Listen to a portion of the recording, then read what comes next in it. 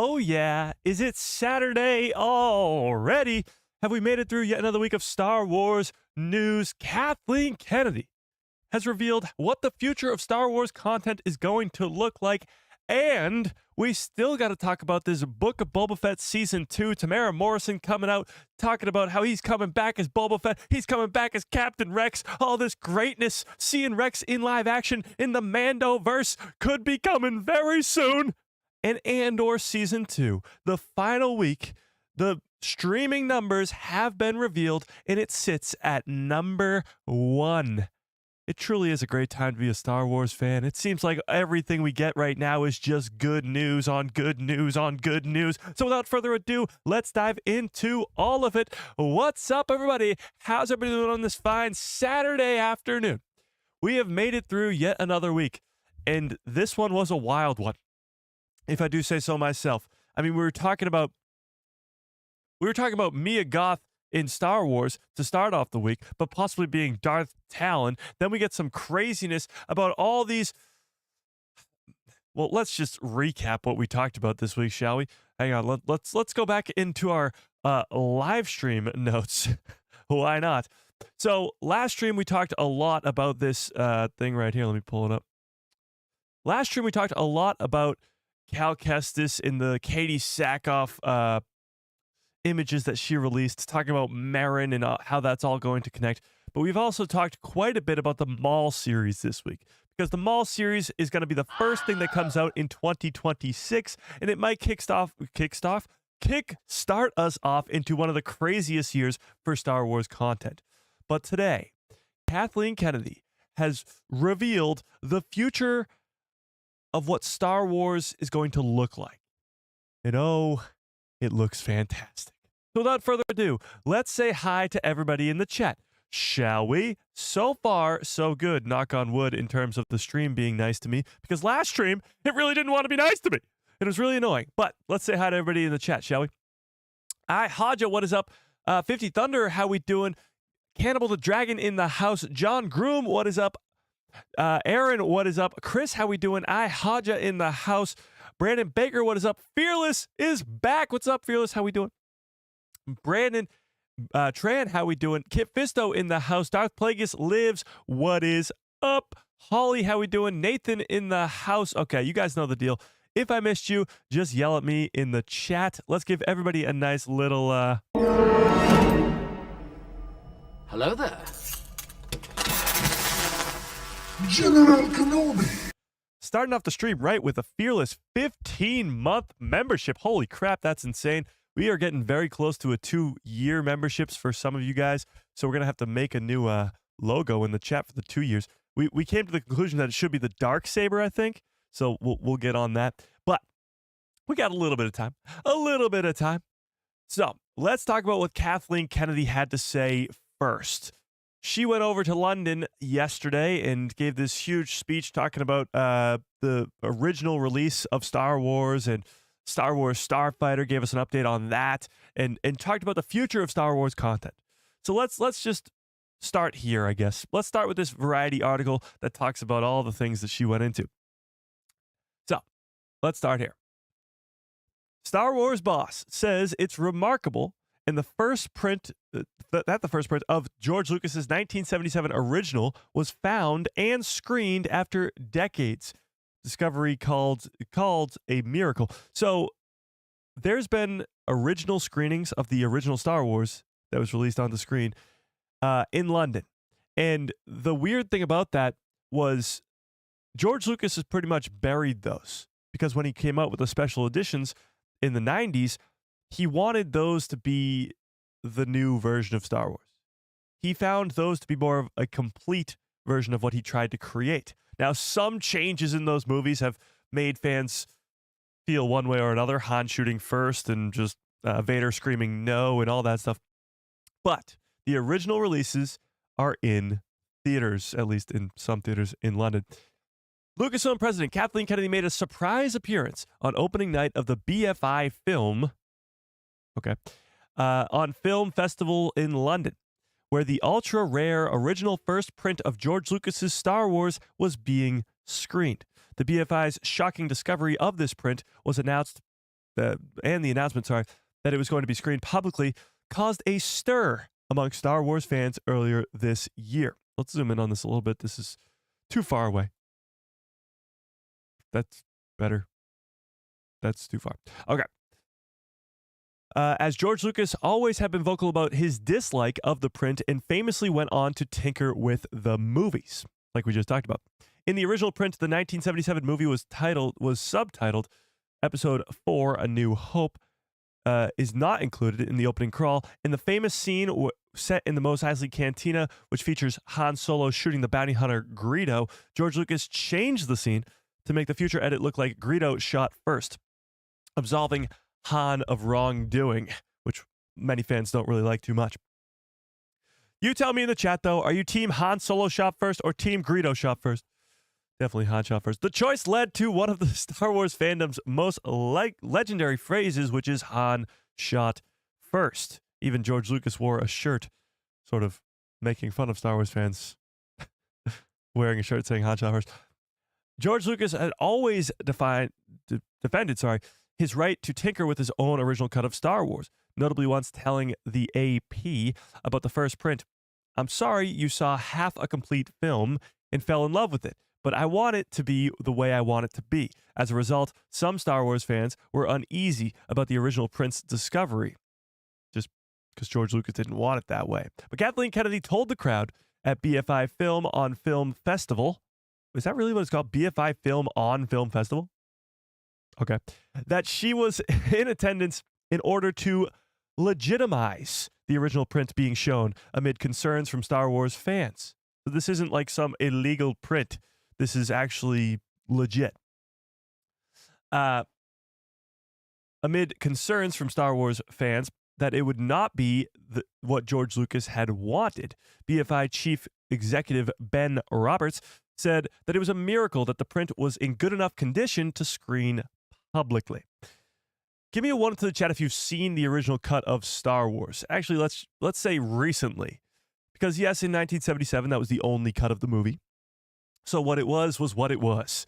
And now when you watch Star Wars A New Hope on Disney Plus, it's in Ultra 4K and it's been somehow remastered in a way to make it look so much better than it originally did in 1977. So this screening is a miracle, being able to visualize how great it looks. But Kathleen Kennedy went on to say this: "It is incredible folklore," she says. Even when I came into the company, there was endless conversation about where everything was and what was, in fact, the first print. And it's quite remarkable that you are going to see, in fact, the first print, and I'm not even sure there's another one quite like it. It's that rare. There's so much tinkering that goes on over the years, and I think George Lucas decided, I'm going to change this, and I'm going to try that. And then everybody just kind of lost track of where it was. So the original version of Star Wars was seemingly lost for all these years, and now has been found. Kathleen Kennedy went on to say that anyone who comes into Lucasfilm's fold to create a new Star Wars project is shown George Lucas's 1977 movie because it is the gold standard of storytelling. She added, "I would say this is the film everyone starts with, and when we start talking about story, George's intent, English chat, and what it is trying to build off of." So that's pretty great to hear. Everybody who comes on to make a Star Wars project, their first thing that they see is the original Star Wars and said, this is what you have to base everything you do off of. I mean, that's what Star Wars is supposed to be. It's supposed to be these great grand stories that go all over the place, from Mando to Andor to anything in between. But it's supposed to stay true to the standards of what Star Wars is and what George Lucas created all the way back in 1977. The Star Wars franchise is currently coming off of a critically acclaimed second season of Andor, which we'll talk about because the numbers have just been revealed for that final week and they're insane, on Disney Plus. And Kathleen Kennedy is in London as a new Sean Levy Starfighter film with Ryan Gosling starring gears up for production. We'll talk about that in a little bit too. So she goes on to say this: "I really think that now, right this second, We are in a position where it's broadened the possibilities of stories, and filmmakers can bring in and tell stories that mean something to them, to the storytellers themselves, that it doesn't necessarily have to connect to every little thing that's been done in Star Wars. Meaning, these limitations of the Skywalker name, of the Skywalker saga even, have been blown off. Yes, you have to still feel like you're in Star Wars, like Andor very much does, like The Mandalorian very much does. But now these storytellers, these filmmakers, can come on with their own ideas, and although it's still Star Wars, they can broaden the horizons, they can reach beyond the limitations of the Skywalker name and the Skywalker saga into new storytelling, like Andor. So the big concern, since Andor has ended, and Tony Gilroy has said that he's pretty much done with Star Wars for the time being because he spent the last decade of his life working on Star Wars, the concern was that we wouldn't get anything like Andor moving forward. However, Kathleen Kennedy is pretty much saying the exact opposite. Now, all this stuff is open because Andor was such a drastic success amongst the fandom, and now the numbers are coming out that it was actually a success.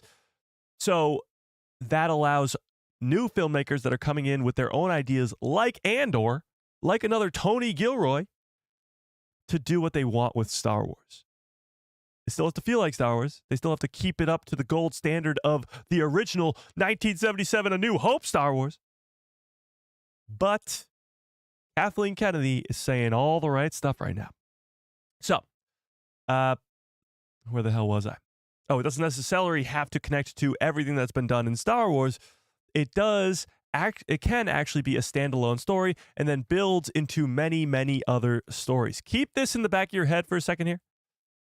It can be a standalone story and then builds into many, many other stories. That, I think, is going to be the theme, or the thesis, I guess, for Star Wars Starfighter. It is a standalone story, but it's going to build to many, many other stories. So when we start to talk about Starfighter in a minute here, keep that in the back of your head. But Kathleen Kennedy explains about the future of the franchise. So this is what the future of the franchise looks like. New filmmakers coming in to tell their own stories in Star Wars, and it doesn't have to necessarily be connected to everything else, like most projects have been to date. It doesn't have to be. You're going to get the Dawn of the Jedis. You're going to get the Starfighters. You're going to get these Simon Kinberg trilogy that probably have zero, maybe a little bit, but very little connections to the Skywalker saga. It doesn't have to be connected anymore. The Skywalker saga is over!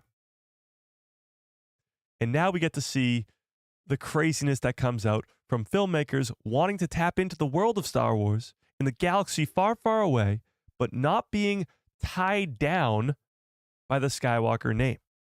That's pretty exciting. So that's what she had to say. There's a lot more that she went into, but I got a couple articles, a couple more articles that we can get into here too. But then the story that they all tell is what Kathleen Kennedy said. And that, again, this article goes into it too here. This is the greatest thing possible. They're at a point right now where they can broaden the possibilities of storytelling with filmmakers coming in and doing whatever they want in the Star Wars world and not being tied down to the Skywalker saga in the Skywalker name. This is what we've been waiting for. This is what we want to hear. This is exactly it. We're going to get stuff that's still connected to the Skywalker saga. Clearly, we're getting a Mando movie. We're getting a Dave Filoni movie. We're getting Ahsoka Season 2, who's Anakin's apprentice, and Anakin's going to be in Season 2. Like, there's still connections to the Skywalker saga. You're still getting a Maul series. So you can, whatever you want to eat, whatever you feel like. Maybe you like dessert today. Maybe you like a nice steak. Maybe you like a pizza. Maybe you want some scrambled eggs. You got it. Whatever you want as a Star Wars fan, you got it. You even want a Spaceballs too? Hey, guess what? You got it. Because that's the way that Star Wars is going right now. That's what Kathleen Kennedy just said at the film festival, in the film festival, on the film festival, on top of the film festival in London. Yeah. And that's pretty damn cool. To reiterate, she says, I'll get to that super chat in one sec. To reiterate, she says, I really think that now we're in a position where it broadens the possibilities of stories, and filmmakers can bring in and tell stories that mean something to them, like Tony Gilroy just did with Andor. And it doesn't necessarily have to connect to every little thing that's been done before in Star Wars. It can actually be a standalone story and then build to many, many others. Not just Starfighter when this sentence is being said, but think about Dawn of the Jedi. James Mangold, Mr. Willie Mon. Let me remind you, chat, let me remind you that James Mangold, the guy who gave us incredible movies like Ford versus Ferrari, Logan, still haven't seen Indiana Jones 5, but he's given us something. He's a great filmmaker. And Mr. Willie Mon, if you don't remember, Mr. Willie Mon is the writer of not just the Narkina 5 arc, but also the Gorman arc in Andor. He and James Mangold are writing Dawn of the Jedi, the origins of the Jedi, 25,000 years before the Phantom Menace. Yeah. So that, just like Kathleen Kennedy said, is going to be a standalone story that leads to many, many, many other stories after it. We're talking Old Republic. We're talking trilogies, on shows, on comics, on books, on comics, on everything. Everything. So not just Starfighter, because we're going to be talking about Starfighter a lot today, but Dawn of the Jedi as well is perfectly explained right here by Kathleen Kennedy. It's a standalone story that will build to many, many others. So keep that in the back of your head. So Kathleen Kennedy is clearly hinting here at Star Wars Starfighter. It's reasonable to assume that Kathleen Kennedy is directly referring to Starfighter, confirming that Ryan Gosling and Mia Goth as the lead hero and villain, a mere 5 years after the Rise of Skywalker. This will be introducing viewers to a whole new era in the timeline post-sequels. It's been teased as a standalone story, like she said, but the teaser released at this year's Star Wars Celebration hinted at ties to Jedi. And now we're hearing about him having to protect his nephew and all that stuff. But it seems like Kathleen Kennedy has very high hopes. Notice the stress on giving creative freedom to directors and filmmakers, much like we just saw with Tony Gilroy. Lucasfilm has become well known for its behind-the-scenes drama, and recently learned that the scale of Rogue One's reshoots, thanks to Tony Gilroy, but she clearly believes that the studio has learned its lesson. This comment also coincides with Andor showrunner Tony Gilroy's recent comments, hinting that he believes Star Wars is about to branch out into other genres, even potentially horror, which I seriously doubt. But seeing this shift into all different types of storytelling. Because right now on Disney Plus, we're already seeing the beginnings of that. If you like lightsabers, if you like the Force, if you like that type of lore in Star Wars, you got Kenobi, you got Ahsoka, you got the Acolyte. If you like bounty hunting missions, if you like the criminal underworld of Star Wars, you got Mando, you got Book of Boba Fett. And this is all just live action projects. And if you like the more spy thriller, no lightsabers, no Jedi, no none of that stuff, you got Andor. So you pick your poison. You pick whatever you want to watch, and you got it. And I think that's going to be even expanded upon more as we move forward, at least according to the president of the whole damn thing. So this is what Star Wars needs to see. Absolutely. I can't help but find Kathleen Kennedy's comments rather amusing. This is the same creative vision originally outlined by Lucasfilm over a decade ago, but the studio lost confidence in it after sorry, still getting over this cold, chat. So if I start just coughing crazily, that's why. Yeah. I got a bad feeling about this. After misunderstanding the lesson over Solo, a Star Wars story, and the sequel trilogy, and they, of course, stopped making movies. After the sequel trilogy, we see faltering steps towards it again on Disney Plus, most notably with this. Let's talk about Andor for a second, okay? Let's pull up the numbers because we're talking about the success of Andor. Let's actually talk about what that means. So first things first, let's put up a poll in the chat because we haven't done this yet. Smash a freaking like on this stream. Okay. Oh, wait, I forgot the super chats. Hang on, chat. I forgot the super chat that I missed before, so let me get to that. Fearless is the very generous $2 holla. I appreciate that. It says, we definitely have to move on from the Skywalkers.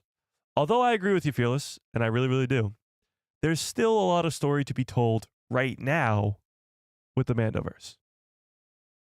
So that's still in the Skywalker saga. And I still want to see a Luke Skywalker Jedi Temple show, so we still got some time. Yes, we can branch out to other places, but we still got some time. This is where the fun begins. Okay, let's put up a poll, though. If you haven't smashed a freaking like, get on that, please. All right, let's do this. Do you think Andor was a success? Now, define success. Well, I'll leave that up for your own interpretation. Was Andor a success? You can look at it a number of different ways. Was it a success for the Star Wars fandom? Absolutely. I mean, you have your Andor people. You have your people who say that it's the slowest and worst Star Wars project ever. But that's a whole nother conversation for a whole other time. For the Star Wars fandom, it seems for the majority of us, we absolutely loved it. Some people calling it the greatest Star Wars show of all time. Success also has to go into the numbers. We're going to talk about the final numbers for season 2 right now. But was it a success? You tell me. You tell me. For the fans, yes. Okay. For the fans, yes. Let's see. Boba Fett needs to be in The Mandalorian and Grogu. We'll get into that stuff because Temuera Morrison has quite a few things to say about Captain Rex and Boba Fett, but we'll get into that stuff after. Yeah.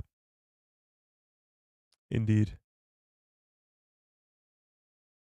Mike, I sure hope to God that Kathleen Kennedy is not trying to take the premiere of Star Wars, take the premise of Star Wars Starfighter and use it to backdoor aspects of the sequel trilogy into the Rey movie. I want a whole new tale. Well, Anthony, I got some bad news. That's exactly what's going on here.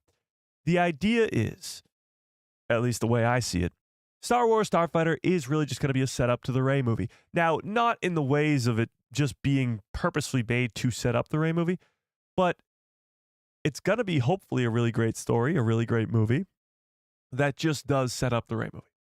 Because the same reason that nobody wants to see Rey, nobody wants to see a continuation, and I say nobody is a very broad statement, but the same reason that people don't like Rey and don't like the sequel trilogy and don't want a Rey movie is the same reason they need Starfighter to be a success and to set up the Rey movie.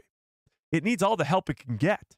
And if Ryan Gosling's character is protecting his nephew, Force-sensitive nephew, and bringing him to Rey's new Jedi Order, and it's a great story, and you love the nephew, and you love Ryan Gosling's character, and you love Mia Goth's villainous character who's hunting them down, well, that sets up the Rey movie perfectly. Instead of going into the Rey movie with the thought of, this is just a continuation of the sequels, now you're going into it with, this is a continuation of Starfighter. And I really like Starfighter. They want to move beyond the sequel trilogy, beyond the Skywalker saga. There has to still be a connection to those characters. Rey is going to be a character. Do I think she'll be the main character? No. Although we're calling it the Rey movie, I don't think she'll be the main character. I really don't. I think she will be this Obi-Wan type of mentor who might even die in the first movie she appears in. Who knows? But I don't think she'll be a main character. They will be moving past those sequel trilogy characters, although they may be involved in the story. Yeah. That's how I see it. But we'll get to Starfighter after Andor, okay? So Andor Season 2, was it a success? Yes or no? You tell me. Let's check out the numbers, okay? So let's read this article first. It goes into the numbers, and then let's look at the chart, okay? Andor Season 2. Andor's finale boosts its viewership to lead Nielsen streaming charts with 931 million viewing minutes. Let's talk about it. Okay. The conclusion of Andor's second season and the final season boosts viewings of the show to lead Nielsen's most watched streaming charts. As Disney drops the final 3 episodes of Andor Season 2 from May 13th, Andor's scored a 931 million minutes of viewing minutes during the week of May 12th, according to Nielsen numbers, marking it the highest weekly viewed of the entire series. You don't really see this often. Usually the premieres of Disney Plus shows, especially when it comes to Star Wars, are the most watched. And then there's a drop-off through the entire series until the finale when there's a little bit of a boost, but even still, it's not as much as the premiere. Andor has done something that almost no other Disney Plus show has been able to accomplish, and that is to have more viewers by the end of the series than the beginning. The Kenobi series, it has this huge spike at the beginning of the show, and it falls off. Same with Ahsoka, same with Mando, same with all of it. By the end, it's always less than the beginning. But Andor has done the opposite. It has grown over the course of its 4 weeks, I guess, well, way more than that, over the course of its 2.5 years. And the viewership numbers at the end of season 2 are the most ever. Let me get to the super chat really quickly. Darth Plagueis lives with a $10 holla. Holy crap. I appreciate that. Says, I'm loving what I'm hearing from KK. Me too. Still think that she's going to be gone by the end of the year, though? Yes. I think she's saying all the right things, talking about the future of Star Wars. She won't be the president. She won't be the president of Lucasfilm by the end of the year. She'll still be involved. She'll still be a producer, executive producer on all these future projects like Starfighter, but she won't be the president. They will replace her with what we were talking about last week, which was Dave Filoni, Carrie Beck, co-presidents, one more business side, one more creative side. I still think that will happen by the end of this year, but she won't be gone. Like, she won't just disappear. She'll still be involved in all the projects, or at least the movie side of things. Yeah. But again, I agree with you. I'm loving everything she's saying. Absolutely loving it. Yeah. And another Mike who loves Star Wars with a $5 holla. God damn, you guys feeling extra generous today early on in the live stream. I appreciate it. Says Andor was a success on many levels, but one of the greatest things that it did was show that Disney and Lucasfilm can produce a Star Wars show at the highest level. Yes, but I feel like that's been done before. As much as people don't really agree with me on Ahsoka, there's no real denying the success of The Mandalorian. The Mandalorian season 1 and season 2 specifically, it's astronomical. It's far more than Andor had success in viewership, in merchandise, in just the fandom itself, like bringing the fandom back together. The Mandalorian beats Andor 10 times out of 10. But I will say, it reassures that. It shows that there can be success on Disney Plus in a live-action Star Wars capacity, and doing something different is not always bad. And Kathleen Kennedy clearly is relaying that message with all these different filmmakers coming on board to tell their own versions of Star Wars. That's what Starfighter is going to be. But again, we'll get to that in a second. Okay. So, getting back to the numbers here. Elevated viewership during release of the finale builds upon Andor's successful streaming run this season. Although season 1 had very low numbers, season 2 was a lot higher.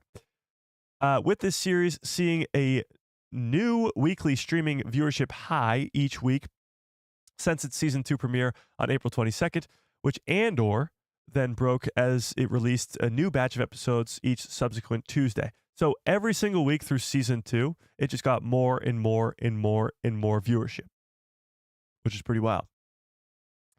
Andor, this week's most watched streaming program, outpacing Nielsen's charts mainstay Bluey, which had 922 million viewing minutes on Disney Plus, as well as Nona's, which is on Netflix, which is number 3. So we're going to look at the chart in a second, but it just goes into all these other things. Okay, so let's look at the chart. So this is what we're looking at. Last week when we looked, Andor was number 5, I think. Yeah, it was number 5, all the way down here at number 5. But it beat out everything. Beat out The Last of Us. It beat out You, which was booming. I think You was number 1 last week. It beat out all these other things. Now, granted, Grey's Anatomy, Bluey, like these aren't even new projects, which is crazy. These are all just like people on the rewatch. Criminal Minds too, I think. Crazy. But even still, it didn't crack the billion minutes watched number, which Mando had, and I think Kenobi broke that too. But 931 million minutes watched. The crazy part about this too is that Andor, as a whole, is going to be rewatched a bajillion times. Yes, that's a number. Look it up. So many people are already rewatching Andor. I get it all the time. Mike, I'm rewatching Andor season 2. It's incredible. Mike, you see all these different things that you didn't see before, especially with Clea and Luthen. But Andor is going to live forever in this realm of Disney Plus, because I get it. So many people are like, I want to see more Bix. I want to see more of this. I want to see more of that. Those characters are gone pretty much forever. I don't think they set up Bix holding the baby on Mina Rao at the end of season 2 to set up more storytelling with that character. No, that's the end. Probably the last time we will ever see Bix in Star Wars. Ever. But if you ever want to go see Bix, you can go rewatch Andor. Like, that's the coolest part about Disney Plus. That's the coolest part about Star Wars and being a Star Wars fan. Although we may never see those characters again, talking about going to the future of Star Wars, talking about going past the Skywalker saga, you can always go back and revisit those characters and how important they are to the rebellion and to the story itself. So, although this is the last time we will ever see streaming numbers for Andor, maybe it stays consistently in the top 10 for the next couple weeks because of the hype for the show, because of the hype for Star Wars with Battlefront 2 and all that greatness that happened over the course of the last month. But it will stay probably around the top 10 for a little bit, and then it will drop off of it. But it will still have this lasting legacy of being the critically acclaimed and fan favorite show forever. And that's pretty damn cool. So 931 million minutes watched. The first ever Star Wars show in my memory that has ever had way more viewers at the end of the series than it does at the beginning, because always there's this huge drop off from premiere to finale with every other Star Wars show, except for this one. So Andor really was something special. It's going to continue to be something special. And to recreate that in any capacity, the success of this show amongst the Star Wars fans, it'll be very difficult to do. But the groundwork is there. It's been achieved with Andor. Can it be done again? Well, that's what we're up to. That's what we're going to find out together. Okay, so those are the numbers. That's what we...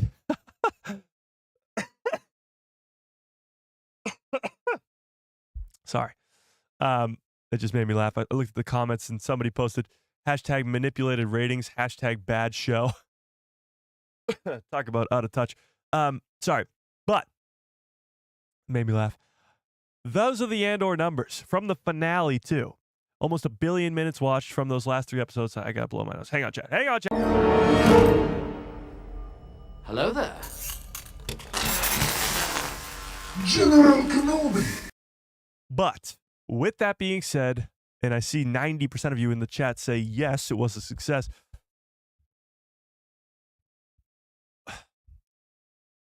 Viewership-wise, it seems to have become a success by season 2.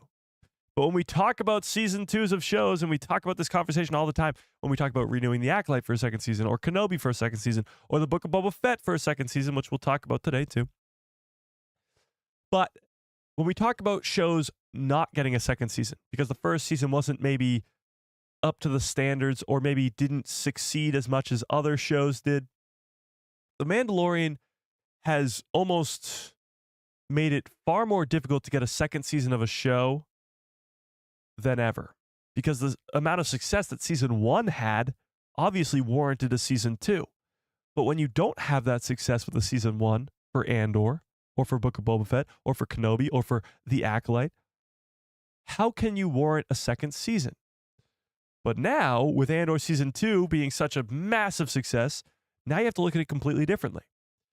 Season 1, or one season of television, is not nearly enough to say that this show is good or not. Now, if the first season of a show absolutely sucks, then it probably shouldn't get a second season. But Andor season 1 is a great season, but it's even better now because of season 2. And it sets up season 2. Without season 1, season 2 is not nearly as good. It's the same thing with the Clone Wars. Season 7 of the Clone Wars is not good without the first 6 seasons. The connection you have to these characters of Ahsoka and Rex and Maul is not there without the first 6 seasons. The same thing is said about The Bad Batch. The Bad Batch is the perfect example of this. Season 3 is peak, beyond peak. It's like one of the greatest pieces of Star Wars content we ever had. But it doesn't exist without the first 2 seasons. And the first 2 seasons, to me, are just not nearly as good. Nowhere close. It's all filler episodes. It's all learning these characters. Yes, there's some really good episodes, like episode 1 of season 1 and in the finale of season 2. And there's some good episodes here and there in between, like the Commander Cody and Crosshair episodes. But the majority of those 2 seasons is just filler stuff. But that filler stuff is beyond important when you get to season 3. And Andor season 1 is beyond important when you get to season 2. So as we talk about the Book of Boba Fett season 2 today, keep that in the back of your heads. Because although you may not like certain aspects of the Book of Boba Fett, and maybe you like a few things, like the Luke Skywalker training Grogu episode, or him crawling out of the Sarlacc pit and getting trained by the Tusken Raiders, or the showdown with him and Cad Bane in the finale, or him riding a Rancor in the finale, whatever it is. Think about what that could be setting up for a second season. Now that he's the crime boss of Mos Espa. Is it Mos Espa? Yeah, Mos Espa on Tatooine. What that could set up for a second season. I think that's the perfect segue here to go talk about Temuera Morrison and the craziness that he's spewing out. So Temuera Morrison has been very vocal about his time with Star Wars and very vocal about not being in The Mandalorian Season 3, not being in Ahsoka. I guess he's kind of in Ahsoka through the flashbacks as Captain Rex, but not being in all these other projects because Boba Fett has been sidelined to an extent since the Book of Boba Fett. Since that season aired and it didn't perform too well, he has been sidelined alongside of Chrysanthemum, alongside of Fennec Shand and the Vespa gang. They've all been sidelined for over 3 years now. So will we get a Book of Boba Fett Season 2? Will Boba Fett show up in The Mandalorian and Grogu? Will he show up as Captain Rex in Ahsoka Season 2? Well, all of that has been, let's just say, thrown in a blender today because Temuera Morrison loves to talk and we love to listen. So let's talk about this. Let me actually put up a poll first. See where you guys are at. By the way, this poll, not surprising, 91% of you said yes, you think Andor is a success, and I could not agree with you more. But let's do this. Do you want a Book of Boba Fett Season 2? Yes or no? You tell me, Chad. Do you want a Book of Boba Fett Season 2? The Mayday episode was peak. That's true, too. Andor proves that fans want good storytelling. Yeah. I mean, you're not wrong there. You're not wrong there. The Book of Boba Fett is just a Mando 2.0. I don't think so. I like Mando a lot more than Book of Boba Fett, so I think it's more like a Mando 0.5. Yeah. Mike. When you blow your nose, you should pop up a clip of Han Solo and saying, "Now let's blow this thing and go home." Oh. If I had that ready to go, I would, but no. That's a great idea, though. The Book of Boba Fett was Mando Season 2.5. Okay, yes, that I agree with. I don't have any problem with that at all, though. Yeah, me either.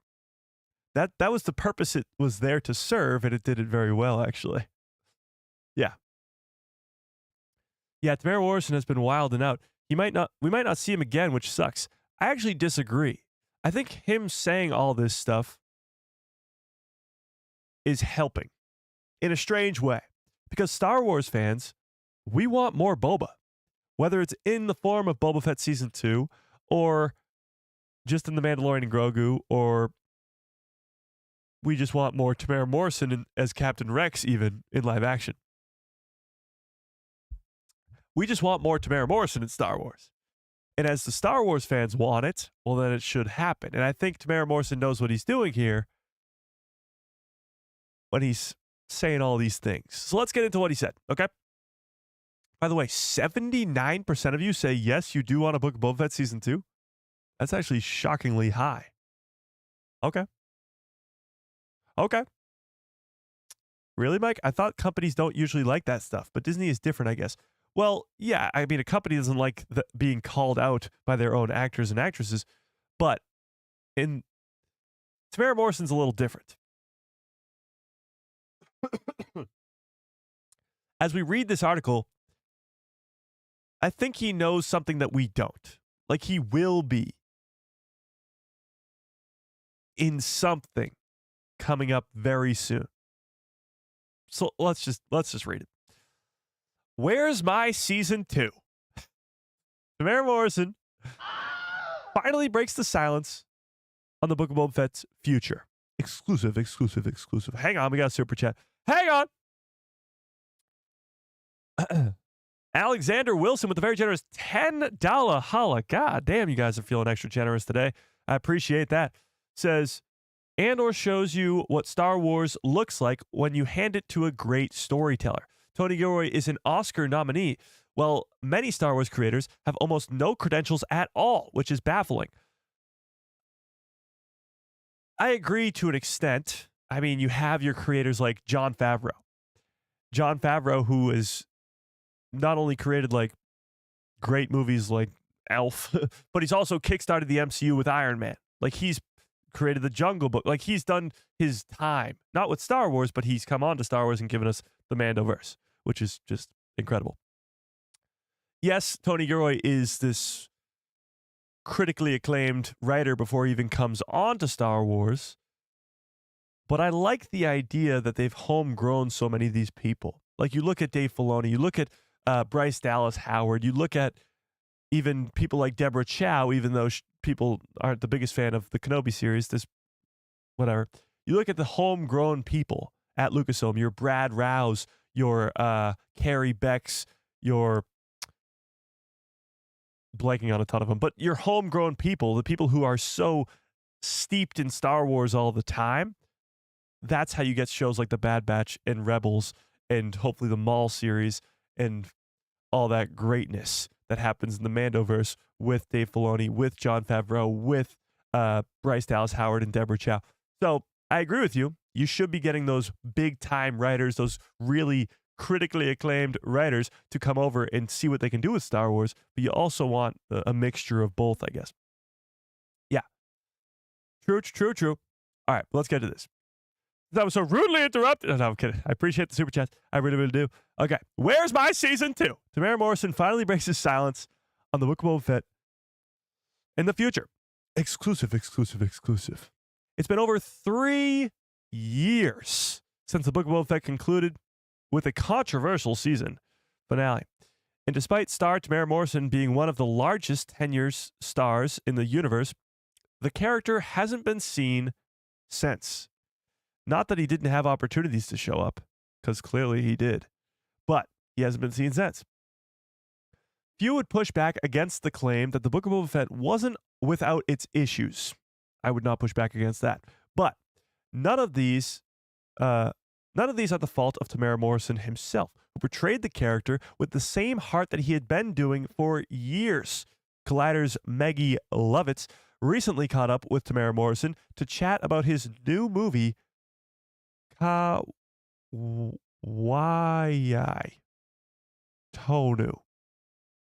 Translated to In the Fire of War. Okay. And she mentioned how sad she was that she hadn't seen him in Star Wars since the series went off air. Temuera Morrison expressed the same sentiment, saying this. I'm sad too. Where's the Book of Boba Fett Season 2? Where the hell is my Season 2? I like to think that's what he said, but I'm sure he was more calm about it. Knowing that you're getting Ahsoka Season 2, and I'm going, where's my Season 2? Me too, Temuera. Me too. He even pitched for Boba Fett to appear in Ahsoka Season 2 by saying, I'm trying to ring them up. Can I be Captain Rex and take his helmet off, please? Let's pause there. Okay, we'll keep reading this article for a second, but pause there. Talk about wanting to please the fans. Temuera Morrison is a man of the people, and he wants to please the fans quite a bit.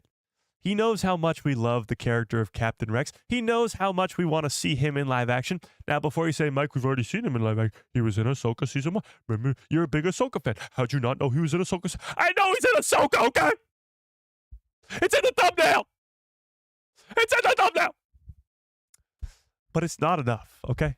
The one line from Captain Rex in the flashbacks to the World Between Worlds in Ahsoka Season 1, it's not enough. It's not enough. We need more. So Captain Rex coming to live action. What do we think, chat? Do you think this is a good thing or a bad? Should it happen or not? Thoughts? Opinions? Lies? Deception? More lies?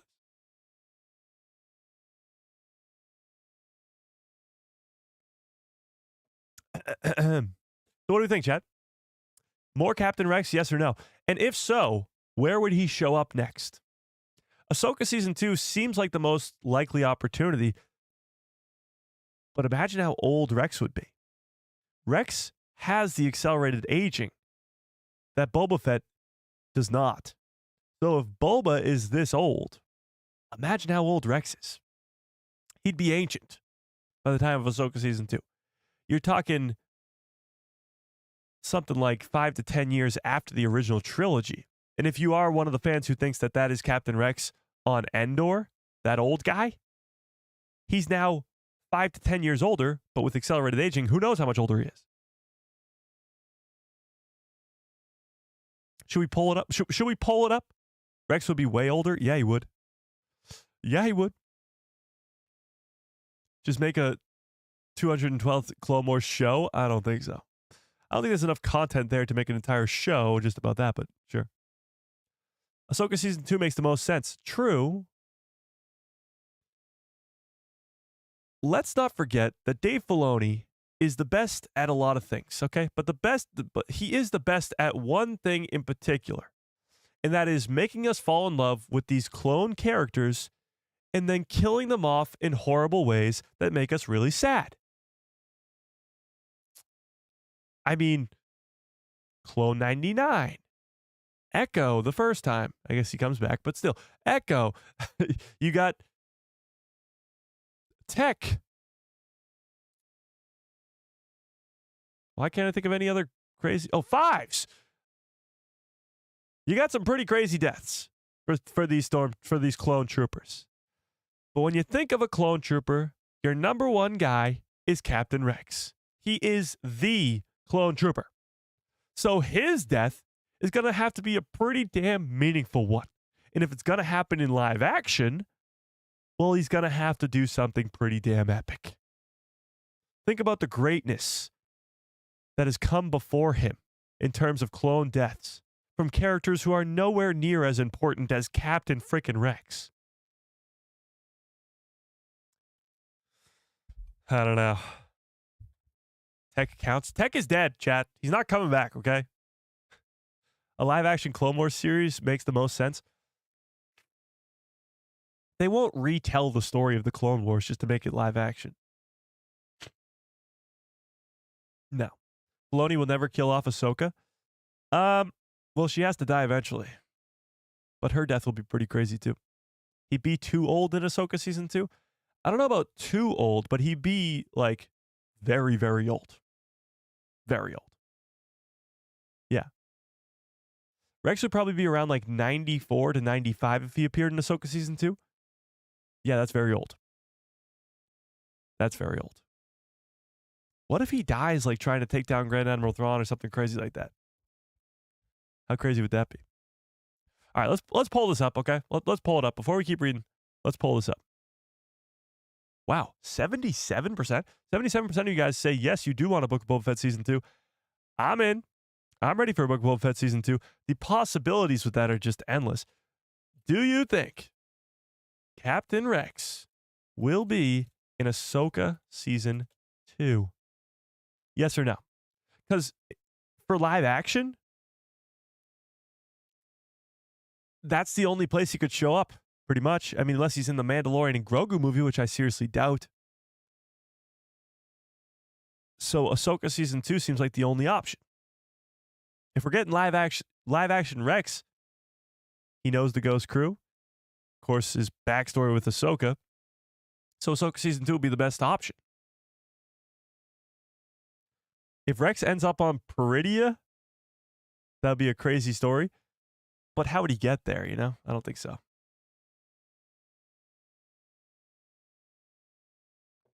Now, flashbacks. It could be flashbacks. But I don't see how, you know. Surely Ahsoka is older than Rex, but Rex has the accelerated aging. That's the thing. Ahsoka's not accelerated aging. I'm all in for that. Would like him to appear? Absolutely. Do I think he will? No.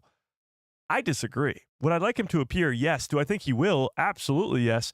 You're talking about Dave Filoni here. The guy who brought back the Rebels crew, brought back Ahsoka, brought back all these characters. You don't think Captain Rex is at the top of his mind? Especially when Temuera Morrison wants to do it? I think it's more of an issue of how they're going to achieve this. And like I said before, he has to have some crazy epic end. I feel like it would be kind of lame if Captain Rex just died of old age. Like he's the clone trooper. He's the badass clone trooper. I'd like to see him go down in a nice fight, at least. Maybe Rex has a son? I don't think so. I think the opportunity for more storytelling with Rex is still there, post Bad Batch even. We know that where he ends up for Rebels, but that's not where he is, where we leave him at the end of the Bad Batch Season 3. So there could be more storytelling in animation with Captain Rex, but I'm talking live action. I'm talking we want to see Temuera Morrison as Captain Rex in live action with the mask off, helmet off, as he says here. Yeah. Star Wars will continue to fail. Okay. Because they can't write new characters. Filoni can't do that. I could not. Yeah, no, I couldn't. I could not disagree with this more. Literally could not. First of all, you said Star Wars continues to fail after we just talked about how great of a success Andor Season 2 was. But writing new characters,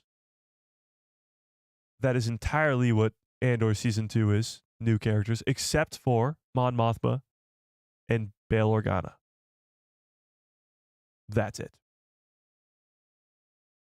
All of them are new characters in the Disney era. So Cassian, let's just talk great new characters. Why not? Great new characters? Oh, Andor aside. Okay, so we're just nitpicking now. Great new characters since the Disney era. Why not? Let's just play a little fun game. Cassian, Jyn Erso. I mean, you could just go down the list of Andor characters. Luthen, Vel. Why couldn't I think of her name? Vel, Cinta, Wilmon, Clea.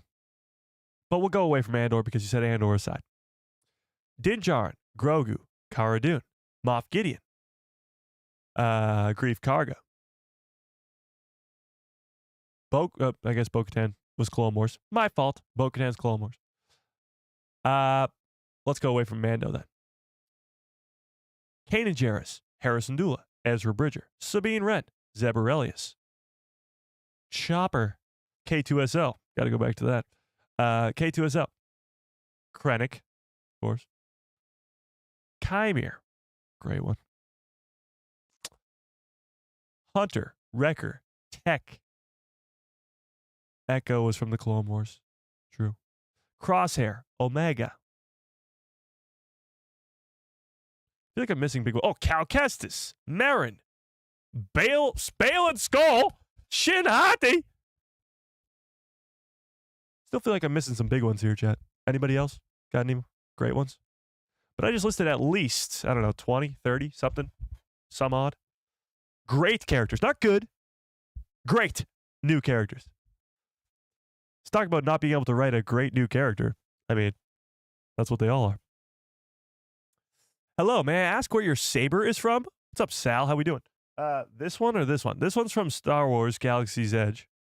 And this one is from Art Sabers. This one's pretty sweet. Actually, we just got a promo code thing for Art Sabers. So if you want a little bit of a discount at Art Sabers, it's a guy who loves, in all caps.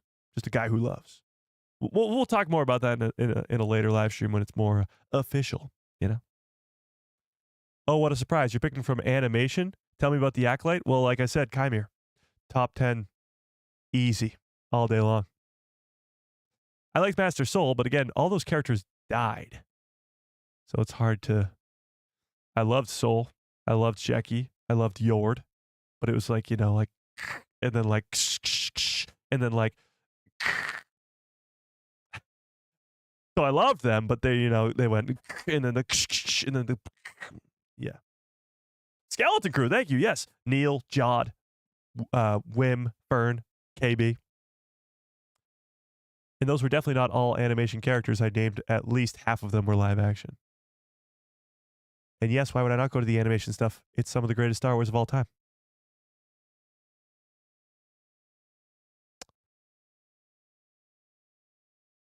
I don't know.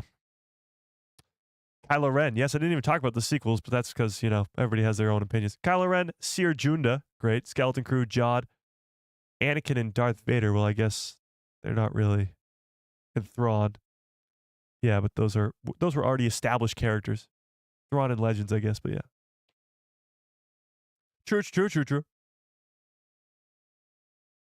Okay, I got way off topic here. Where were we? Oh, Book of Boba Fett Season 2 and Captain Rex. So let's get back to this article. I hope I proved the point there. At least. Huge Wang! Yes, thank you. Huge Wang. Yeah. At least 40, 50, probably even more than I'm forgetting. Great. Not good. Great new Star Wars characters in the last 6 years. But, where were we? Oh yeah, Captain Rex. Can I be Captain Rex and take my helmet off, please? Yes, you can, Temuera Morrison. We allow you. We allow you to, okay? We allow you to. You're a Disney shill. Got it. I mean, if that makes me a Disney shill, just liking great Star Wars, then yes, absolutely. Why not? Okay. That's the upside of being all the clones that that they're based on. If any clone shows up, Commander Cody, Captain Rex, whoever, that's Temuera Morrison in live action, I guess. So, he can play more than just one character. Temuera Morrison also mentioned that he ran into Dave Filoni and Jon Favreau at Star Wars Celebration. So this just happened over a little bit over 2 months ago, a month and a half ago, and that they all shared a warm embrace. So before we actually get to this, let's talk about different characters he could appear as. He plays Jango Fett in the prequel trilogy. He plays all the clones in the prequel trilogy. Commander Cody included in that. But he also plays the clone begging for money on the side of the road in Kenobi too. Yeah. Okay. But Dave and John and I actually ran into them at Star Wars Celebration. That is like when you see guys, they got a look on their face. There was so much going on. And I go, hey, remember Boba Fett? Sorry. We had a big hug. At the end of the day, I say, look,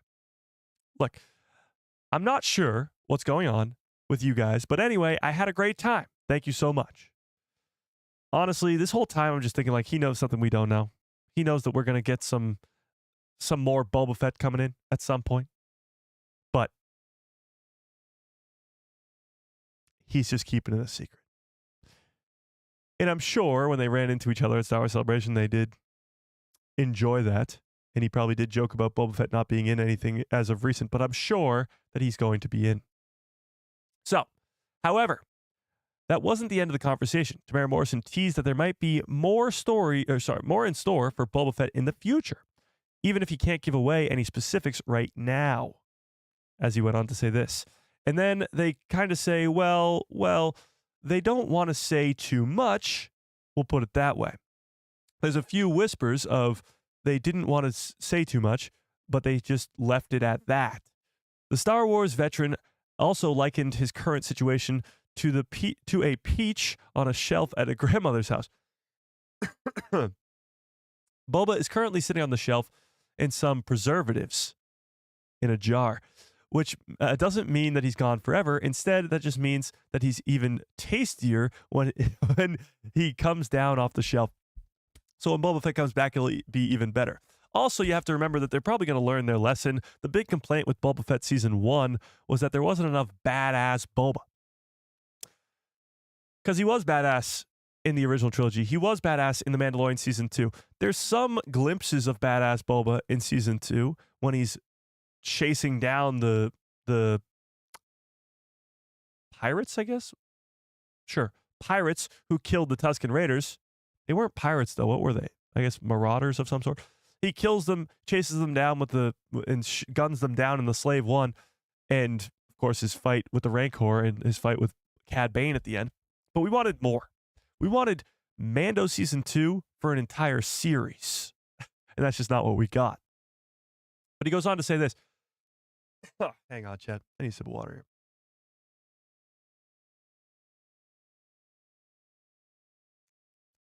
Okay. Here we go. So it made me feel like, do you know, you go to your grandmother's house and she has the preservative jars of peaches on the shelf. That's what I think. I'm one of those peaches. I've been put up on the shelf. I've been preserved for a later date, and I'm going to be even tastier. Oh yeah. So anyway, that's all that's happening. That's all I've heard. I know that they're doing Ahsoka Season 2. Geez, I needed to be in that Andor Season 2. What a show, Andor. So praising Andor a lot. Captain Rex showing up in Andor wouldn't have made sense, but still would have been kind of pretty cool, you know. Would have been great.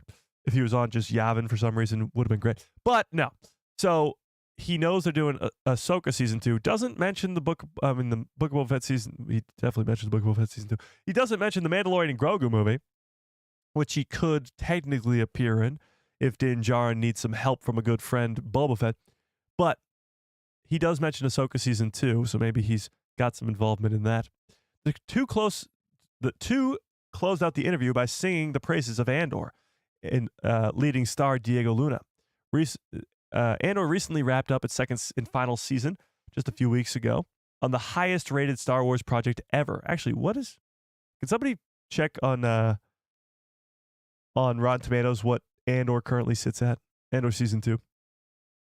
One of the highest rated Star Wars projects ever. Temuera Morrison wrapped up by reassuring that he is going to hang out in my preservative jar and wait to be reopened. Again, I still think he knows a lot more than he's giving off, but could Boba Fett fit into the Mandalorian and Grogu movie? That's the question. So tell me in the chat right now, do you think Boba Fett will appear in the Mandalorian and Grogu movie? Because we're talking about the poll right now says, will he appear in Ahsoka Season 2? And that's Captain Rex.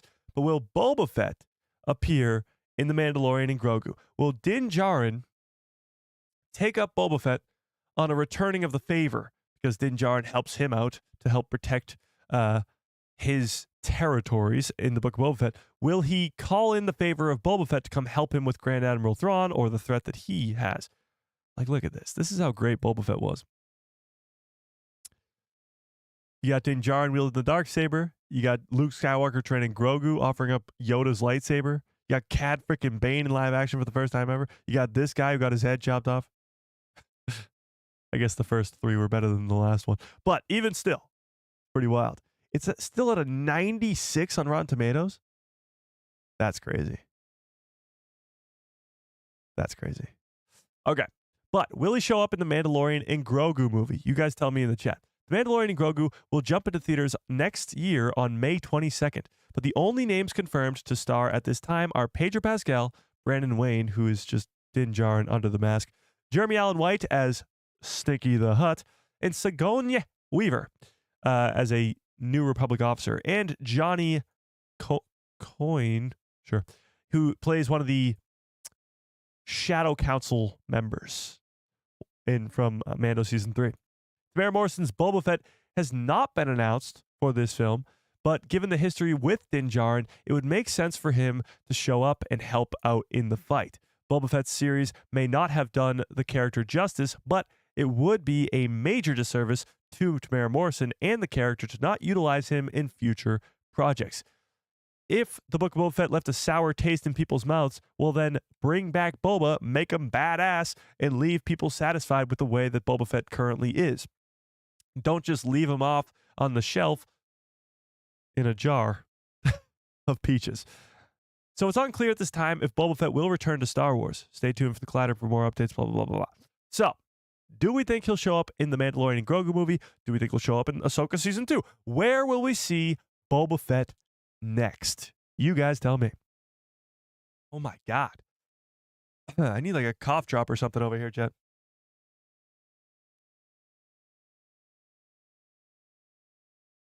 Okay. I ran out of them. Whatever. We'll survive. So you tell me in the chat. Yes or no, and where do you think he will show up? Mandalorian and Grogu, Ahsoka Season 2, or somewhere else? Maybe Book of Boba Fett Season 2. Mando has friends everywhere, and Boba is definitely one of Mando's friends. True, and great nod to Andor. Rebel Sith, what's up? Says, yo, what's up, Mike? Sounds like we were right about Starfighter. It is possible time jump to the future. Definitely going to have some lightsabers guaranteed. Well, it's probably going to set up the Rey movie, and we'll talk about that next. Yeah. Tafari Tano, what's up? How we doing? Hello there. We will see Boba Fett next in Spaceballs 2. Maybe.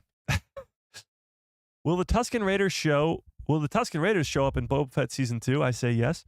Well, the ones that he was a part of all died, so I don't know. Maybe. Yeah.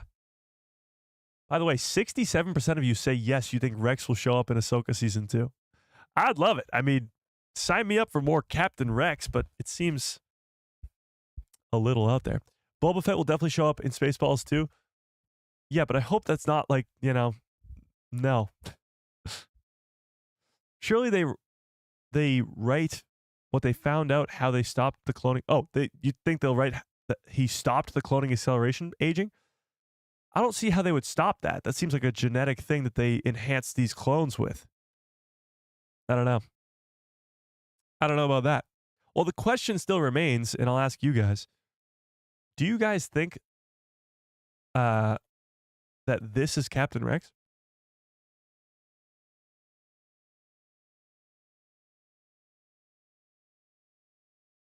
Whoa, why is it like that? Hang on. Do you think that this... hang on. Why is it doing that? Chat? Okay, that works. Do you think that guy right there is Captain Rex? I believe he's been given a different name, but most fans have been like, okay, this is Captain Rex. What do we think? Yes or no?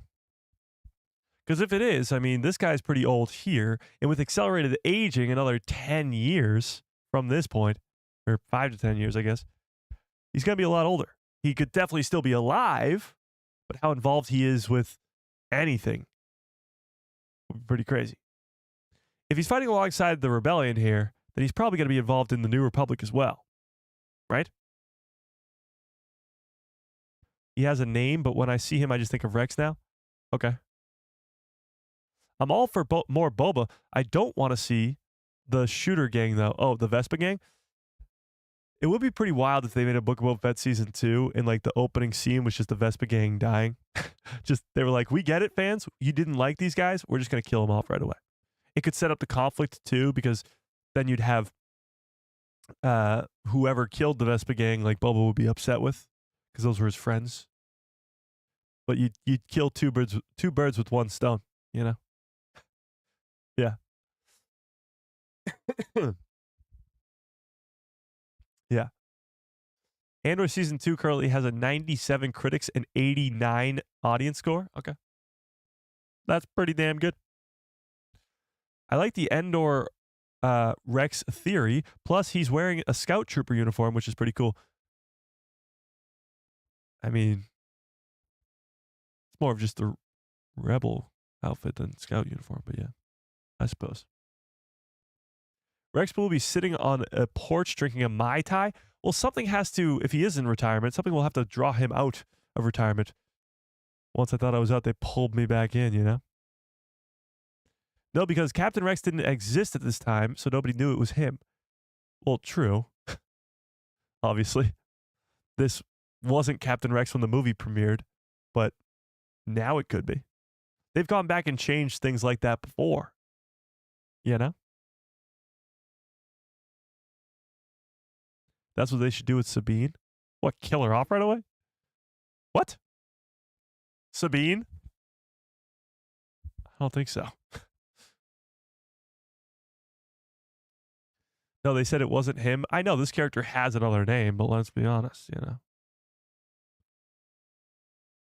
The Andor Captain Rex puts on a scout uniform in Return of the Jedi. This guy does? I don't recall that. The Vespa Massacre. There you go. Omega's on the way. Well, Omega doesn't have the aging acceleration. So, yes, I think Omega would be a great part to have in a Book of Boba Fett season 2. And she seems perfectly set up to be in this Mandoverse. Not only does she have the ability to transfer midichlorians, that was the whole purpose of Project Necromancer, she's so important to the resurrection of Palpatine. But she's also the only sister to Boba Fett. So those two characters in a Book of Boba Fett season 2 could have a crazy arc together. And who knows where Omega's at right now. She joins the rebellion at the end of Bad Batch season 3. But what happens after that? Like, we have no idea. I think Omega is a guarantee for more storytelling in the future. In live action, though, I don't know. We'll have to wait and see, I guess. Oh, wait. Sorry. That was the chat. Yeah. Indeed.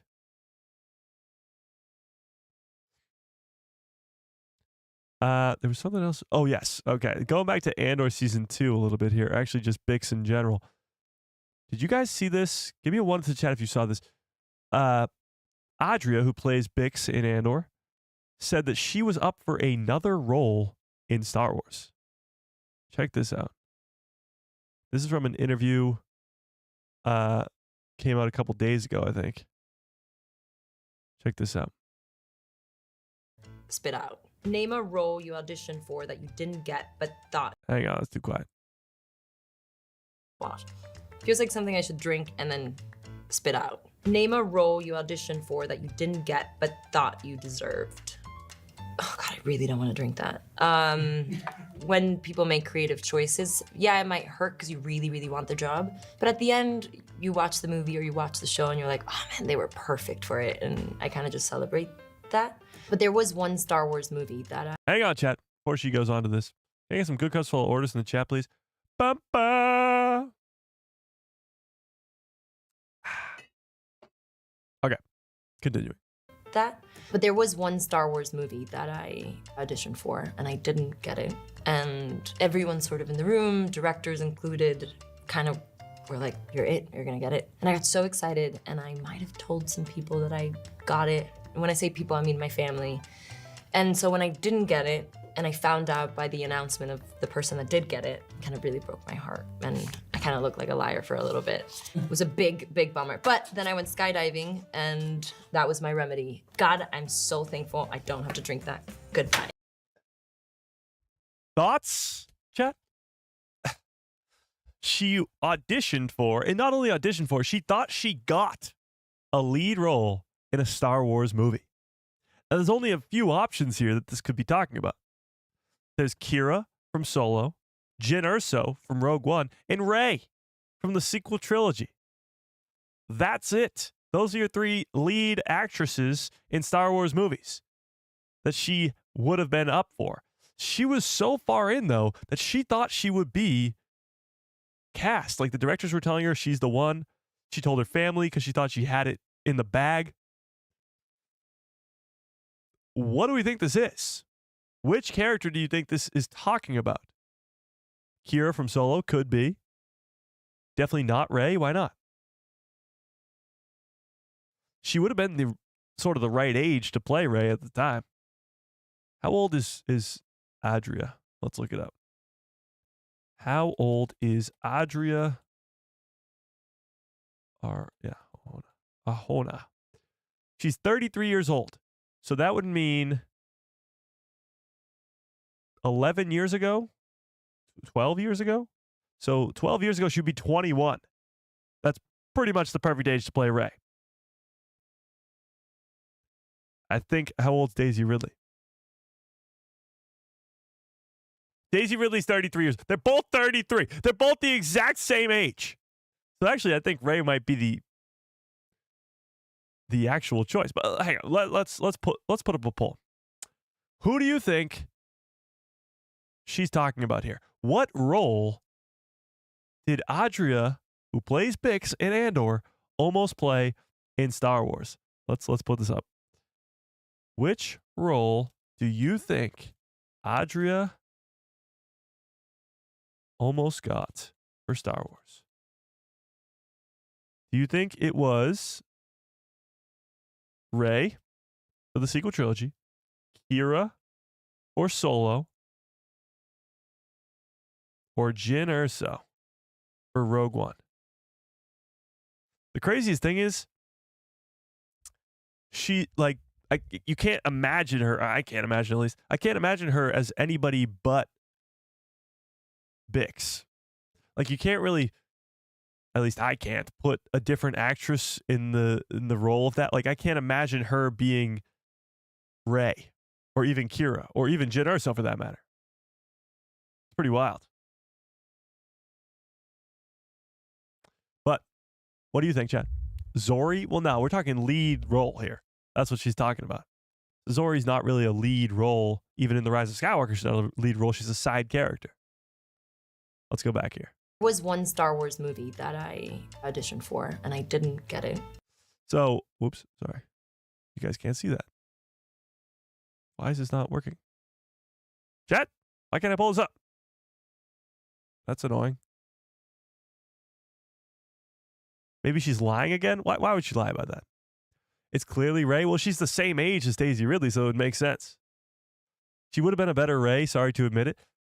I don't know. Like, the dynamic of having a non-British actor play that character would be kind of weird. Imagine that. Like, Daisy Ridley, to me, it just, like, is Rey. It's so hard to filter in a different character, but imagine Rey not having that accent. That'd be pretty crazy. And why would she have any reason to lie about this, you know? She would have screen tested with Cassian Andor. That would have been pretty interesting. If she was up for Jyn Erso and got so far that she actually thought she got the role and she was screen testing with Diego Luna, I feel like that would have gotten out by now, though. That's why I don't think it's Jyn Erso, actually. Because I feel like that information during all the press tours and stuff would have come out. She would have been like, oh, yeah, I worked with I worked with Diego when we auditioned for Rogue One or something like that, but that never happened. So I'm guessing it's probably down to Kira or Rey. But I don't know. You guys tell me. Daisy Ridley was great. She's a very good actress, but I don't think, but I think it would have been Rey. Yeah, I mean, Daisy Ridley did a great job portraying Rey. It's not her fault that the character arc that the character was given. She did the best with what she was given. The problem with Rey isn't the way that she acted. Exactly. It's not the acting. It's the way her character arc got jumbled around so much. She's a Palpatine. She's not a Palpatine. She's a Skywalker. She's not a Skywalker. She's a Kenobi. She's not a Kenobi. She's a nobody. She's not a nobody. Yeah. The Palpatine accent? I guess. Wow, right now, Rey is the top of the... You guys think that she was up for Rey. I mean, the fact that she's the same age as Daisy Ridley kind of is the nail in the coffin there that makes me think it was Rey too, but it could have been Kira. It could have been. I just don't think it was Jyn Erso because that would have come out by now, you know? People would have been like, oh yeah, weren't you almost Jyn Erso? And she'd be like, yeah, I had auditions with Diego Luna. You know? So that's pretty wild. And if she got that role, it'd be even crazier because she wouldn't play Bix and we'd have somebody else playing Bix, which would be crazy. So glad that that didn't happen because now we got her as Bix, which is great.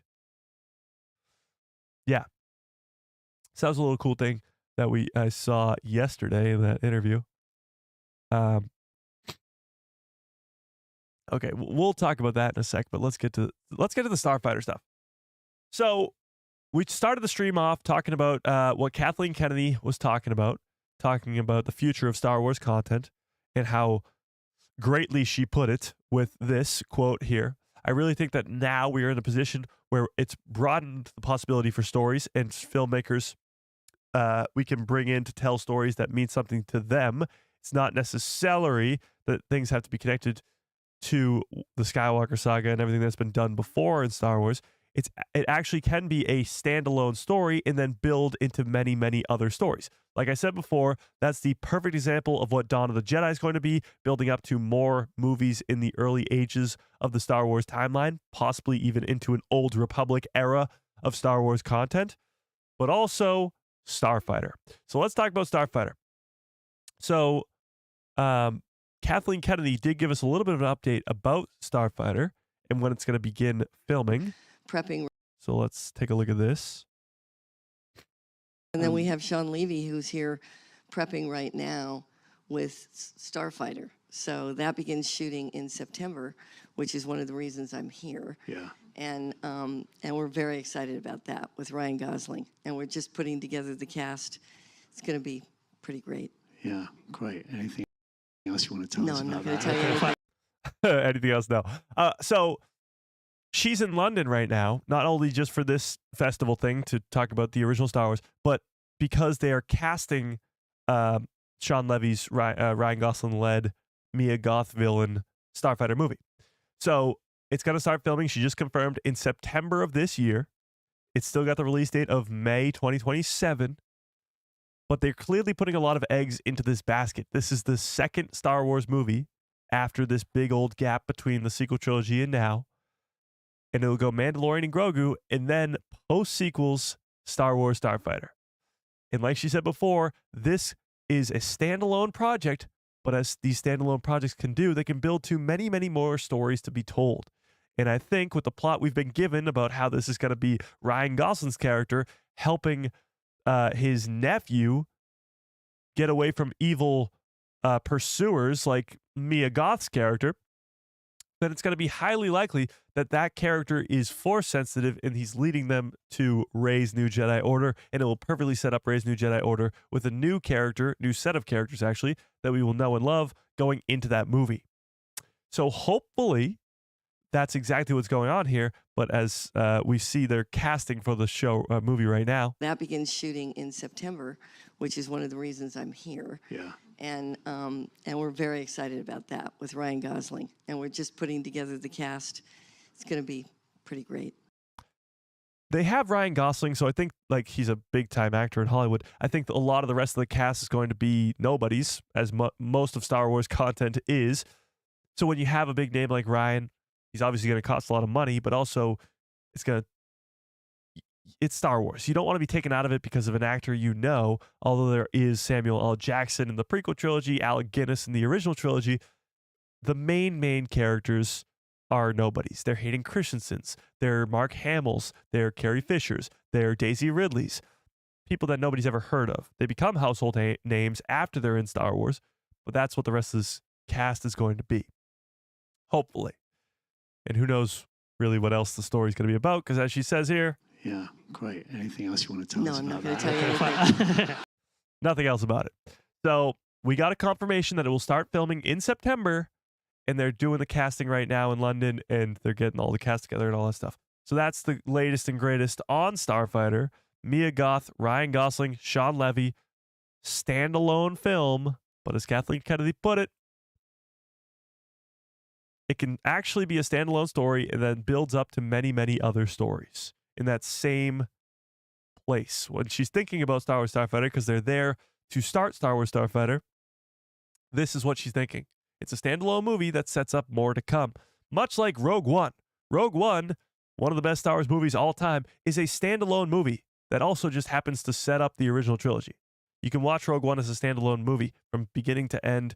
Cassian, Jyn Erso, they have a beginning, they have a middle, they have an end, they die. Boom, done. Standalone movie. But it also sets up the Death Star. The Death Star plans, getting to Leia, A New Hope, all that stuff. But it is technically a standalone movie. And that's what I hope Starfighter can do for the Rey movie. But we'll see. We shall see.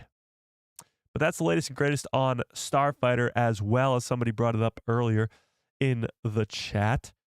Oh yeah, Mark Hamill said some stuff that was pretty good too. So we'll talk about what Mark Hamill said in a second, but let's talk Starfighter for a quick sec. I think Starfighter is going to be the last name of Ryan Gosling's nephew character. Could be.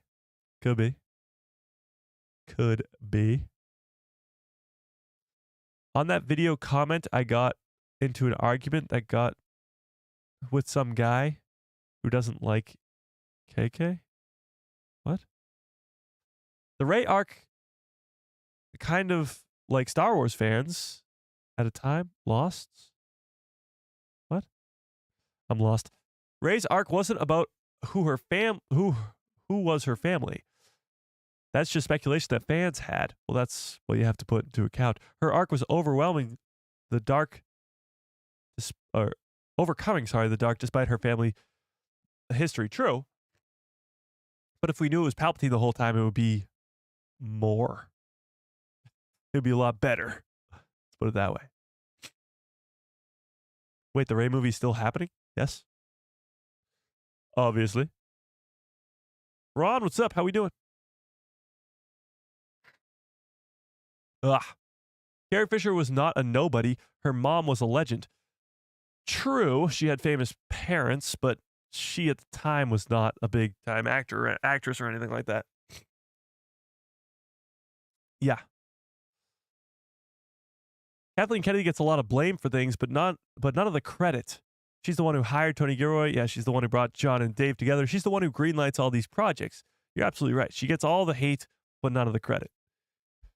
I mean, she's supposed to get all the blame for things that go wrong because that's the role of being president, but she also doesn't get any of the credit, you know? Yeah.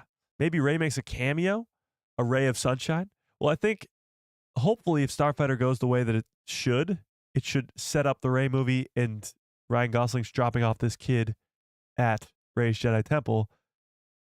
And we, through the course of Starfighter, fall in love with this character and hopefully want to see more of them. Yeah. What happened to young Anakin? What do you mean?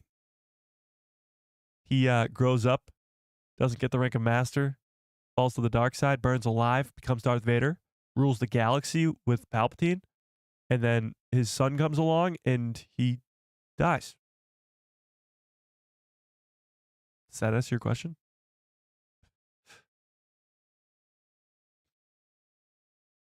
Yes? Sorry. Oh my God.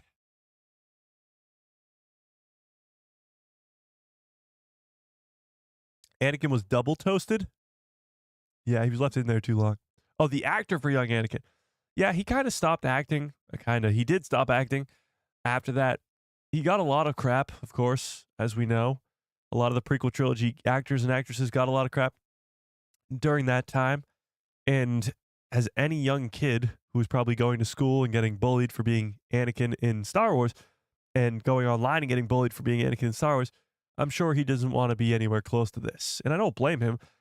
Jake Lloyd is, I'd love to have him back and come to conventions and get the love that he deserves. Like happened to Hayden over the last couple of years. Hayden's come back and we've have welcomed him with open arms. It's been great. I'd love to do the same with Jake Lloyd, because if he comes back, Star Wars fans are going to love the shit out of him. But there's always those haters online, and I fully get him wanting to detach from all that stuff, you know? Darth Talon is the new Vader like George Lucas wanted? I hope so. I really hope so. They can set up Darth Talon in the Maul series and then have her get away from Maul somehow, some way, go into hiding maybe in the Outer Rim or something, and then come back in the Mandoverse, or even come back in a post-sequel world. I'd be down for that. Sign me up. Yeah. Sign me up. I prefer having Disney and Kathleen Kennedy make things than nothing. Oh, absolutely. I mean, if George Lucas never sold the company, well, that's just not a likelihood. He would have sold the company eventually. It would have just taken maybe a couple more years, but he wasn't going to make any more content. He talked about it all the time, how he was wanting to retire and was done and didn't want to be making movies till he was 80 and all that stuff. Yeah. Peter Cushing and Alec Guinness appearing in the same scene would have been pretty great. Yeah, would have been pretty great. True. Will Starfighter include Grogu? I doubt it. I really don't know what they're going to do with Grogu. Yes, they're going to tell a lot more story with Grogu in the Mandoverse, clearly. We got the Mandalorian Grogu movie. He'll probably be in Dave Filoni's movie. He's going to be a main character moving forward. But for post-sequels, how involved is Grogu going to be? Is he going to join Rey's Jedi Order? It doesn't seem like it. He's more of a Mandalorian than anything. So I really don't know. I don't know. Jake Lloyd likes Ahsoka. There's a video of him getting an Ahsoka figure. Really? I didn't know that. That's pretty cool. Is anybody here hyped for the Rey movie? I'm excited for the Mandalorian and Grogu and whatever Ahsoka is going to set up with Grand Admiral Thrawn. My hype level for the Rey movie is pretty low. However, if Starfighter is a setup for the Rey movie and it's really, really good, then my hype level is going to go through the roof. I think what happened in the background here at Lucasfilm is when they announced the Rey movie, the reception to that was, really? More Rey? The sequel trilogy just ended. It was very controversial, and you're going to do more of that? So Lucasfilm saw that and said, okay, wait a second. Let's take a step back here. Let's make a Mandalorian and Grogu movie first to ease fans back into the movie theaters with the hopefully guaranteed success of Din and Grogu. And then for the Rey movie, we got to set it up with something. We got to give it a chance to succeed. And hopefully that's where Starfighter came in. Some standalone project that can work on its own. It's going to be a great story in and of itself, but it also sets up the Rey movie. So I'm hoping that's what happened, and that's why the Rey movie's been pushed back from being the first movie to release into theaters since the sequel trilogy to possibly the third or the fourth. And that's the reasoning why, but my hype level for it right now is very low. Yeah, that's for sure. I really do. I look forward to post-sequel content because I want to see where the galaxy's at, what the government is. The First Order's gone. The New Republic's gone. Everything's gone. I want to see what's going on with the galaxy and what the new Jedi look like and what the next threat's going to be. Because if it's Darth Talon and some legion of Sith Lords with maybe Darth Krayt and stuff like that, like Legends tells, that'd be great. If it's Abeloth, it'd be incredible. But I just want to see what it is, you know? Yeah. Yeah. Melissa, what's up? How we doing?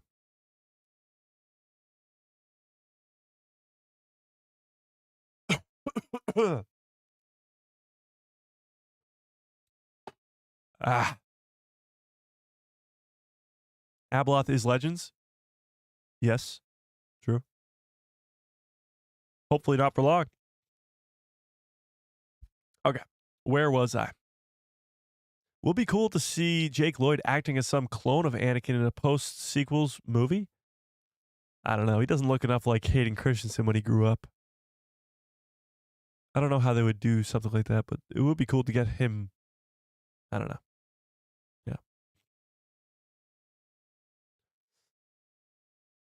Yeah. Do you think the undead version of Maul could be coming in Ahsoka Season 2? Why else would Thrawn go to Dathomir? Maybe even setting up Darth Talon and Maul in the show for eventual live action. As much as I would love Maul to come back, I seriously doubt it. He has such an iconic and great death in Rebels. And he dies on Tatooine too, not Dathomir. So I think Obi-Wan, I believe it's canon that he buries him on Tatooine. So he wouldn't be on Dathomir. But it would be great to see Maul back. He's one of my favorite characters ever, but it would hurt his story. He's got such a perfect ending. I don't want to see that ruined by bringing him back. But if they set up Darth Talon to be his apprentice, and they set her up well, and then they have her be the continuation of Maul's legacy, I'd like that a bit. I like that a lot, actually. Yeah. I liked Maul better when he died in The Phantom Menace. Oh, I completely disagree. All the greatness happens with Maul after that. Yeah. After all, George Lucas planned for Maul and Talon for his version of the sequel trilogy. True. And I think we'll get some version of that with Talon, but not with Maul, because Maul's already dead. And he's dead for good this time. Yeah. Good. How you feeling, Mike? I'm feeling better. A lot better today. I still got the runny nose a little bit and a slight cough, but can't complain. Getting to talk Star Wars again today. Living it up. Living it up.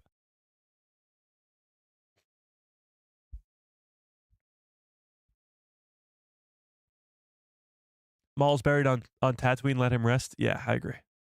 I have a wild theory about the Mortis gods I've had for a while. Padme is the mother and Anakin is the father. Well, we've talked about this before of Padme or Natalie Portman showing up as Abeloth to Ahsoka and Anakin, which would be pretty crazy. Anakin being the father is a little difficult now because of the way that he's dead. And the Mortis gods were living beings. Yeah. In 1999, it was a joke that Maul would return with robot legs. Now it is a fact. Yeah. Maul's fake-out death is one of a few that I'll defend 100%. It is funny because Maul's return is just as crazy as Palpatine's return, and yet everybody loves Maul's return. Palpatine's return is a little bit different, though, because it's not very well explained. So Darth Maul coming back, even if you don't watch animation and you watch Solo and he's back, you're like, oh my God, how'd that happen? But you're not like, this is the worst thing ever. So it's a little bit different. But Maul has 4 seasons, or what is he in, 3 seasons? 4 seasons? Of Clone Wars. He's in Rebels. He's in Solo. He's getting his own show. He has so much storytelling to explain how he returned and explain it well and give him more great story. With Palpatine, it's just somehow he returned. Now there's more Project Necromancer stuff in Bad Batch, Project Necromancer stuff in Mando, and you even have books like Shadow of the Sith that explain a lot of it. But it needs more explanation. Yeah. Indeed.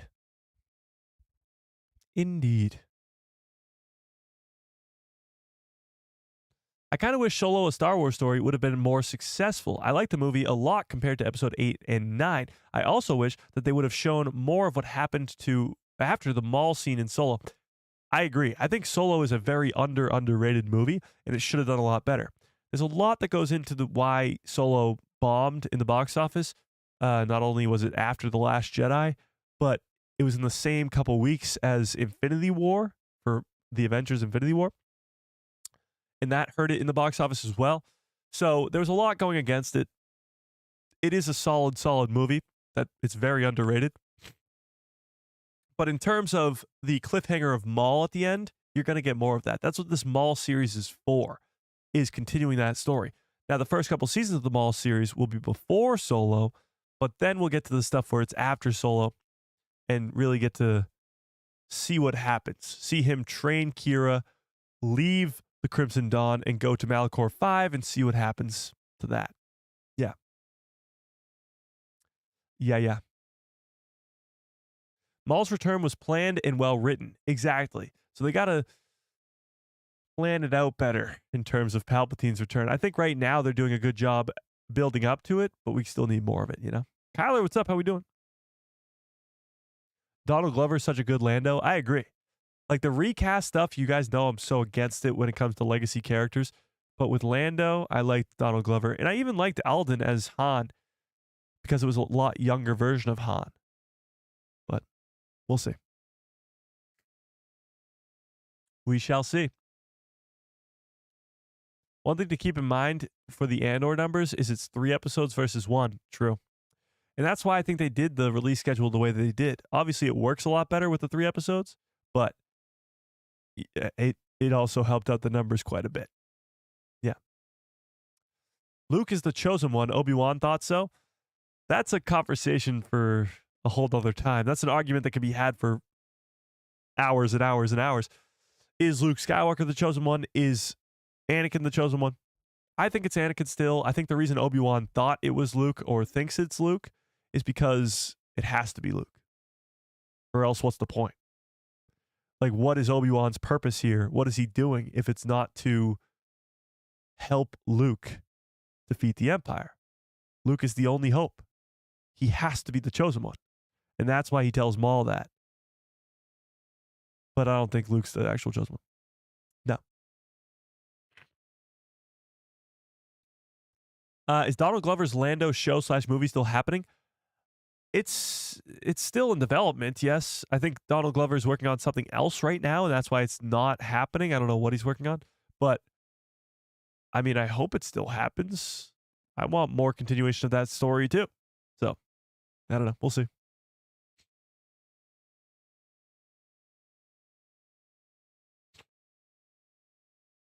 Andor did well in comparing to Ahsoka. But when comparing, Ahsoka actually had significantly better numbers.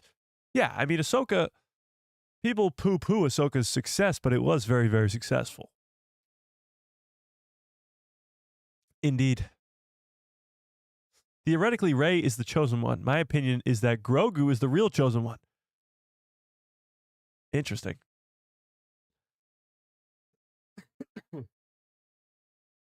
God.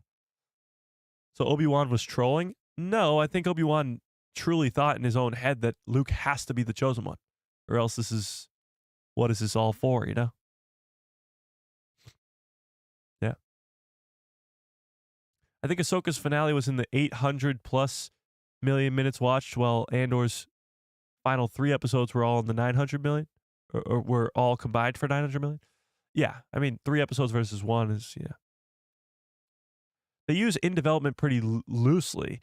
I think sometimes it just means that the project hasn't been canceled yet. True.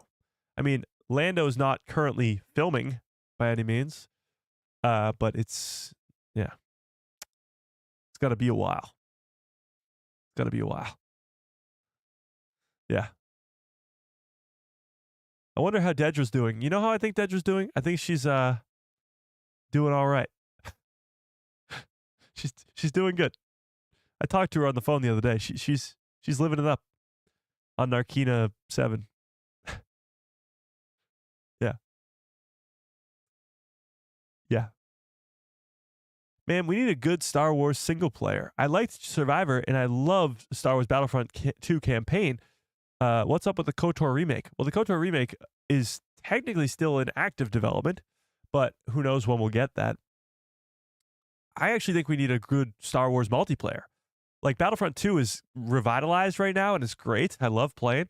But we need something new, like Battlefront 3, or even something else that's Star Wars in multiplayer. Because I love playing with the community. It's so much better. And with Battlefront 2, I'm only able to play with some of you because I have an Xbox and it's not cross-platform. Yeah. Dedra's currently teaching Kino Loy how to swim. Doubt it. On program.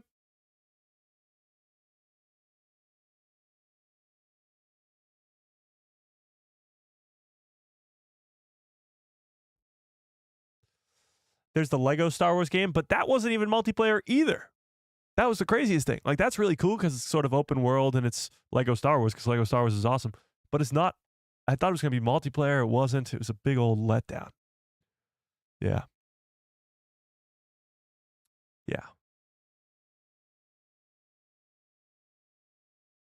Yeah. Okay. Where were we? Oh, yeah, Mark Hamill. Okay, so Mark Hamill recently just talked about this. The future of Star Wars beyond the Skywalker saga. He said, once the Skywalker trilogy was over, it was a whole new era for them. George gave them the amazing canvas, the entire galaxy. So now we can do westerns, mysteries, comedies, whodunits. Nice. Anything. And they're doing that very well. I loved Rogue One, Mandalorian, Book of Boba Fett. I had my time, and I really look forward to the future with all the new projects. So this is sort of what Kathleen Kennedy was saying too. The future now, they can allow their content creators, they can allow their filmmakers to do what they want inside the Star Wars universe. So you can get shows like Andor that's sort of a spy thriller type deal. You can get westerns, you can get mysteries, comedies, probably not comedies, but whodunits, those types of things. The Star Wars media is just going to continue to expand in different genres because of the success of Andor and Mando and all these other Disney Plus shows. So, yes, you have all, like, look at all these, from the sequel trilogy to Rogue One to Mando to Book of Boba Fett. All those 4 projects specifically, and they don't even add Andor and The Acolyte, which are 2 very different projects as well. They're all in different time periods. They're all in different styles, not genres, I guess, but different styles, stylistically from different creators. And that's what Star Wars looks forward to for the future, because that's what Andor was, and it was this massive success. So that's hopefully what Sean Levy's going to be doing with Starfighter too. Yeah. Indeed.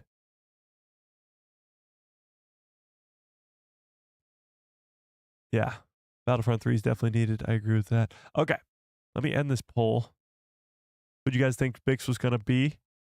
Ray, 40%, Kira, 36%, and Kianerso, 22%. Nice. All right. I do have to get on out of here. I got to go have a cough drop or something. But I appreciate you guys. Smash a freaking like on this stream if you have not already. Oh, wait. Tomorrow, we got something big coming out. So watch out tomorrow on the channel. We're posting a video maybe at 12 or 1 p.m. Eastern Standard Time. Watch out for that. Big old video, trying something new, and we got some really cool content on the way moving forward. We're talking what ifs and some other very cool things too. So watch out for that tomorrow at either 12 or 1 p.m. I'll let you guys know in the Discord. If you are not yet in the Discord, there's a link in the description below to a Discord called The People Who Love Star Wars. Go join it immediately. Get on that. But I appreciate you guys. Smash a freaking like on the stream. How many likes do we have? Oh, not too bad. Okay. Yeah. May the Force be with you. Always.